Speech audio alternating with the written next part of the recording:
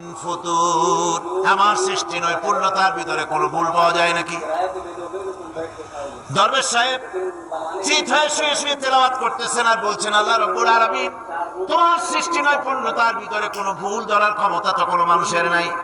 তবে একটা জিনিস আমার নজরে পড়লো, এই যে বিরাট বট গাছটা, পৃথিবীতে যত গাছ আছে যেমন গাছ তেমন ফল, তাল গাছটা যেমন ফলও তেমন, নারকেল গাছটা যেমন ফলটাও তেমন, কিন্তু এত বড় বিশাল বট গাছ ফল হতেছে ছোট ছোট ট্যাবলেটের মতো। গাছটা যেমন ফলটা তেমন হয়নি। আল্লাহ এটা ভুল না? তুমি বলেছো যে দেখো কোনো ভুল টুল আছে নাকি, তুমি ভুলছো না, আমার চোখে এটা লাগলো, যেমন গাছ তেমন ফল হয় না। দরবেশ সাহেব শীত হয়ে শুয়ে শুয়ে তেলাওয়াত করছেন, মনের মধ্যে এই চিন্তা আসলো, গাছটা যেমন তেমন ফলটা হলো না। দরবেশ সাহেব বলেন, এই চিন্তা করতেছি, হঠাৎ করে